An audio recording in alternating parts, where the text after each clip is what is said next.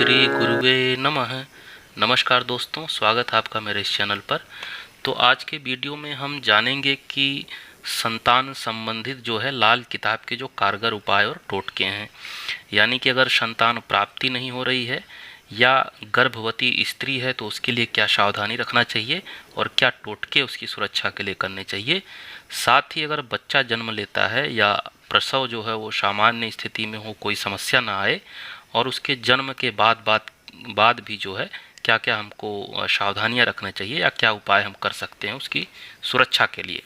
तो चलिए सबसे पहला देखते हैं कि संतान पैदा होने के 40 से 43 रोज पूर्व कुछ मात्रा में दूध जो है औरत के सिरहाने रखकर सुबह जो है धर्मस्थल में पहुंचा देना जो है फ़ायदेमंद होता है। यानी कि जब भी डिलीवरी होने वाली हो उसके 40, 42 या 43 दिन पहले से कुछ दूध जो है वो सिरहाने रख दें माता के और सुबह उसको धर्मस्थल में पहुंचा दें। इसके अलावा स्त्री के गर्भवती हो जाने के दिन से, यानी जब वो गर्भवती हो जाए उसको मालूम हो, तो उसके बाजू पर यानी कि दाहिने बाजू पर करना है। तो उसके दाहिने बाजू पर लाल रंग का धागा बांधना है या कपड़ा बांधना है, जो भी आपको सुविधाजनक लगे उसको बांध दें और ये पूरे प्रेगनेंसी पीरियड में बांधे रखना है। जो बाद में संतान पैदा होने के बाद बच्चे को बांधना है, माता को फिर से नया लाल धागा बांध दें और जो बच्चे को आपने धागा बांधा है उसको 18 महीने तक बांधे रखें।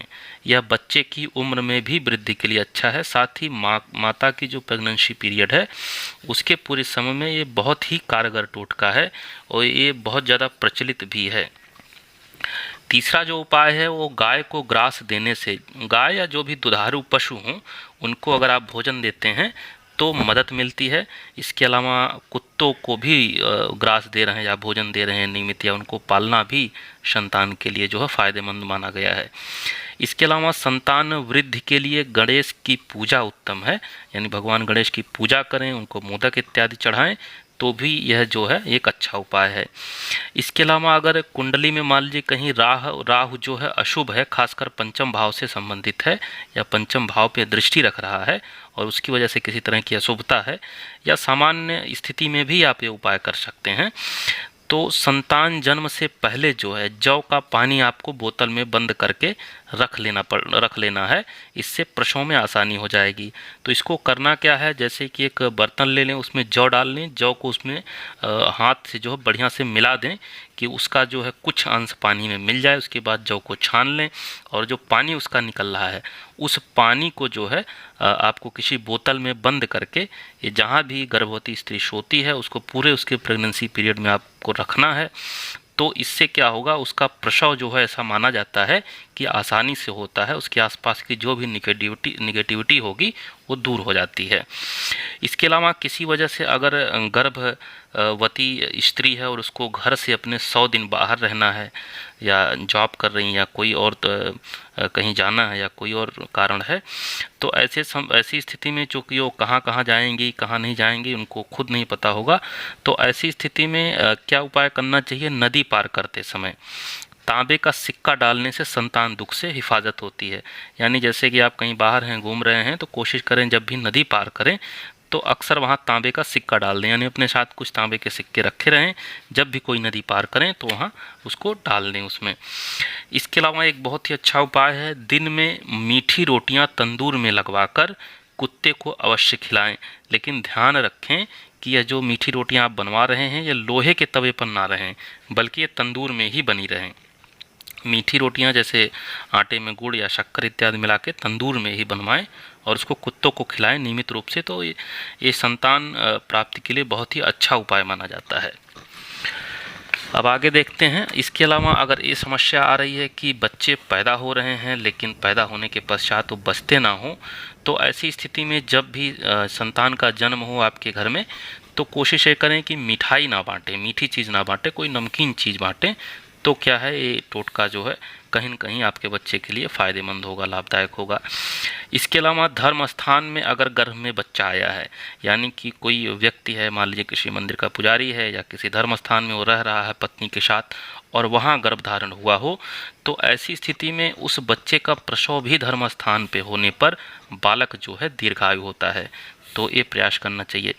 इसके अलावा अगर कुंडली में केतु उच्च का है, चूँकि केतु संतान से संबंधित होता है, तो केतु उच्च होने से बच्चों की जो परवरिश से जो है परिवार में श्री वृद्धि हर तरह से होती रहती है।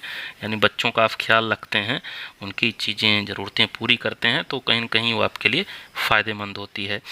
इसके अलावा शुक्र अगर कुंडली में उच्च का है तो स्त्री की सेवा से तरक्की और फ़ायदा होता है इन चीज़ों में। अब एक और उपाय देखते हैं कि अगर मान लीजिए आप चाहते हैं कि प्रसव जो है आसानी से हो, तो एक बहुत ही कारगर उपाय किया जाता है कि बच्चे के जन्म से पहले, जैसे जब भी प्रसव का समय हो या अगर प्रसव पीड़ा प्रारंभ हो गई है तो भी ये उपाय कर सकते हैं। तो बच्चे के जन्म से पहले बर्तन में दूध, यानी 2 बर्तन ले लें, 2 ऐसे बर्तन लें जो घर में सबसे ज़्यादा यूज होते हैं। मान लीजिए किसी बर्तन में रोज़ चाय बनती हो या किसी में रोज़ दूध रखा जाता हो, उबाला जाता हो, नियमित रूप से वो बर्तन प्रयोग में आते हों, तो एक बर्तन में दूध रख लें व दूसरे बर्तन में खांड रख लें। खांड जो होता है गुड़ को कहते हैं, जो गीला गुड़ होता है उसको खांड कहा जाता है। और अगर किसी वजह से खांड आपके पास उपलब्ध ना हो पा रही हो तो आप वहाँ शक्कर भी रख सकते हैं या उसका जो सीरा बनता है उसको रख सकते हैं। इसको क्या करना, स्त्री के हाथ से, जो गर्भवती स्त्री या जिसको प्रसव होने वाला है उसके हाथ से टच करवा के उस दोनों चीज़ें रखें। यानी एक बर्तन में दूध है और उसको स्पर्श करा दें, दूसरे बर्तन में जो खांड है वो भी गर्भवती स्त्री के हाथ से स्पर्श करवा के रख लें। इसको कोशिश करें 1-2 दिन पहले ही रख लें, प्रसव के होने के अगर अनुमान है तो।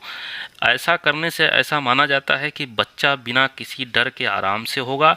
इसके पश्चात क्या करें, जब प्रसव हो जाए अगर अच्छी तरीके से, तो बर्तन सहित जो दोनों वस्तुएं हैं, यानी बर्तन को भी और साथ ही जो दूध है और खांड है, इसको भी किसी धर्म स्थल में दान में दे दें। अब कहीं कहीं ये भी बताया गया है लाल किताब में कि जो बर्तन है, पीतल का बर्तन भी आप रख सकते हैं, तो आपके लिए और ज़्यादा अच्छा होगा। ज़्यादा प्रयोग में आने वाले बर्तन देने से जो है फ़ायदा अधिक रहेगा।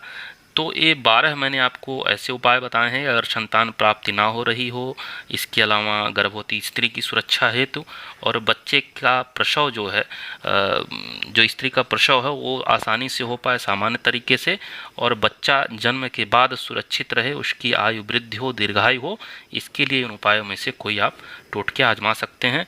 ये सब बहुत ही प्रसिद्ध टोटके हैं और सामान्यतः गाँव में जो पुराने समय में टोटके होते थे वो करते थे, हम लोग उसको समझ नहीं पाते थे, तो इनका कहीं न कहीं फ़ायदा भी मिलता था।